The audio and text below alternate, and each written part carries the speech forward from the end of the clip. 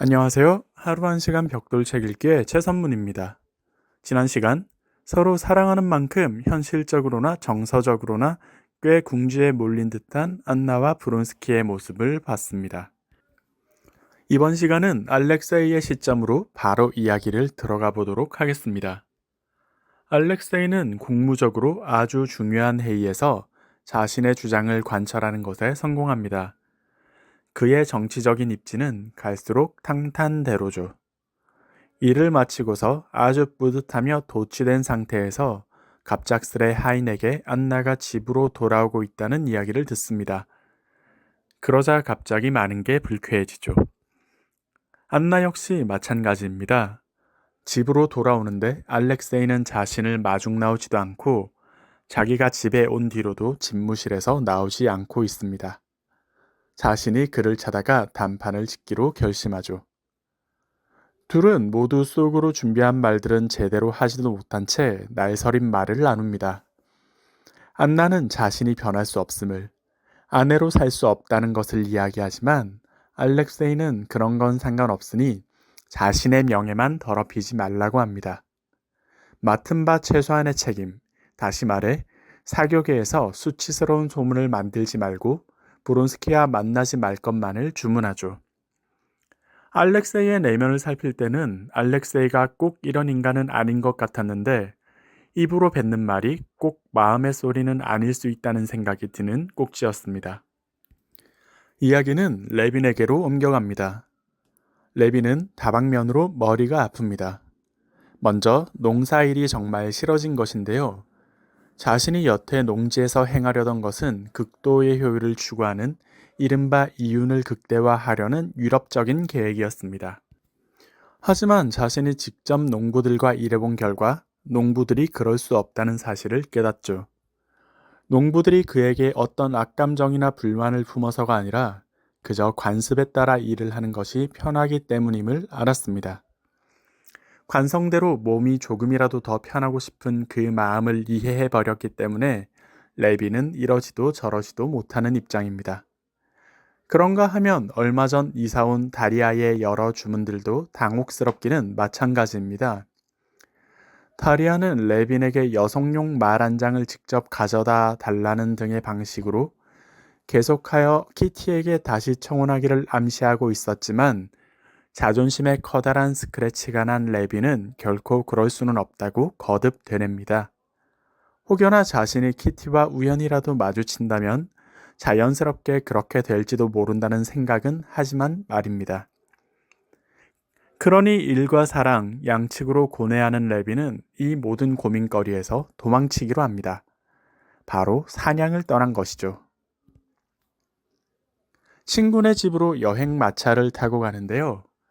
가는 길에 다른 역참 등이 없었기 때문에 한 부유한 농가에 잠시 들러 말을 먹이고 쉬는 시간을 갖기로 합니다.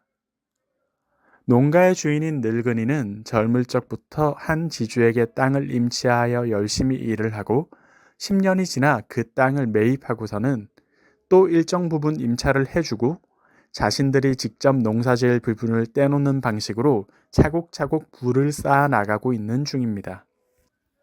이 집안에서는 농사일에 신기술과 도구를 들이는 데 어떤 거리낌도 없어 보이는데요. 하물며 인부들이 관습적으로 하기 싫어하는 효율화도 이뤄낸 것으로 보입니다. 그래서 비결을 묻자 늙은이의 대답이 아주 간단명료합니다. 자신들은 자신을 포함한 가족들끼리 일을 하고 그렇기에 들인 인부가 일을 제대로 하지 않으면 가차없이 해고할 수 있다고 이야기하죠. 이 농가와 늙은이의 이야기는 레빈에게 아주 커다란 인상을 줍니다. 아마 이 농가에서의 영감이 레빈에게 커다란 영향을 끼칠 것 같습니다. 한편 레빈이 찾아간 친구 스비아스 시키는 군의 귀족 단장입니다.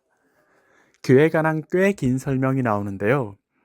그는 아주 박학다식하며 농노제를 비판하고 여성 인권의 신장을 주장하면서도 자신은 아주 단란한 가족을 꾸리고 자기 부인은 어떤 일도 하지 않아도 되는 상황을 조성해 놓은 묘한 인물이죠. 다시 말해 대단히 진보적이면서도 유럽의 농업기술과 경영 방식을 도입하고 싶어하는 인물입니다. 또 그에게는 젊은 처제가 하나 있는데요. 레빈과 혼사시켰으면 하는 눈치가 있다고 합니다. 스비아스 시키가 함께 사냥을 나갔다가 그날 저녁에 모두 함께 모여 식사를 하게 되는데요. 이 처제가 유난히 가슴골이 드러나는 옷을 입어 혼자 민망해진 레비는 시선을 어디 두어야 할지 몰라 하며 아주 난처한 기색을 띱니다. 그래서 자리에서 벗어나 스비아스 시키와 지주가 이야기하고 있는 자리로 몸을 옮기게 되죠. 그 자리에서는 농노제며 토지제도에 관한 아주 심도 깊은 이야기가 오가는 중입니다. 지주는 오래도록 농사일을 주도하며 농노제의 유지가 필수 불가결하다고 합니다. 농부들은 무능하고 기존의 관습에 따라서만 일을 하려고 하기 때문이라고 하죠. 이 주장에 직접 같이 일을 해본 레비는 크게 동감합니다만 진보적인 스비아스 시키는 약간의 비웃음을 띱니다. 이야기가 더 깊은 단계로 넘어갈 쯤에 스비아스 시키는 자리를 정리하는데요.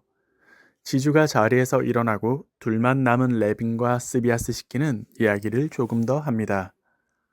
레빈이 스비아스 시키에게 자기 생각이 무엇인지 구체적으로 묻자 그는 학교와 교육의 필요성을 주장하는데요. 그것들이 어떻게 농부들의 삶에 도움이 될 수 있는지에 관해서는 구체적으로 말을 하지 못하죠. 그저 현재 유럽에서 시행 중인 방법이기 때문이라고 말을 합니다. 더불어 그는 다시 또 유쾌한 표정을 지으며 주제를 돌리려고 합니다. 이를 본 레비는 깨닫습니다. 이 따스하며 유쾌한 친구 스비아스 시키는 사실 현실에서의 농사일이 어떻게 되는가에는 크게 관심이 없으며 자신의 사고와 이론을 잇는 그 자체에서 지적 유의를 즐기고 있을 뿐이라는 사실을 말이죠. 그리고 이 모든 대화의 흐름 속에서 레비는 자신이 농사일에 관해 가졌던 걱정 해결의 실마리를 찾습니다. 유럽의 방식을 무작정 따르기보다 기술과 제도는 받아들이되 러시아 농민의 삶과 풍습, 그리고 풍토에 맞는 자연 친화적인 방식의 농업 방식을 구상하죠. 그리고 이 성찰의 결과물을 자기 영지에 직접 도입하는데요. 그 과정이 그리 순탄치는 않습니다. 농민들은 무엇이든 새로운 것이라면 자신들에게 해가 되고 지주에게 득이 되는 계산이 숨어 있을 것이라 여기죠. 또한 새로 도입하는 방식 역시 적지 않은 시행착오가 발생합니다. 그래서 농지 운영은 좌충우돌 하지만 레비는 자기 스스로 변화의 과정이며 나름대로 성공적인 길을 걸어가고 있다고 자평합니다. 다만 농지 운영에 최선을 다하고 의도적으로 키티 내에서 눈을 돌리고 있을 때 키티 일가가 결국 모스크바로 돌아갔다는 소식 역시 받게 되죠. 레빈이 농업에서는 자신만의 길을 찾고 소신껏 걸어나가고 있지만 사랑에서는 과거의 상처를 극복하지 못한 모습이 약간은 안타깝게 다가왔습니다. 이렇게 오늘 198페이지까지 읽어보았는데요. 레빈의 새로운 시도가 어떤 방식으로 결론을 맺을지, 그리고 키티와의 관계는 이대로 마침표를 찍을지 더욱 궁금해집니다. 그럼 다음 시간에 뵙겠습니다. 감사합니다.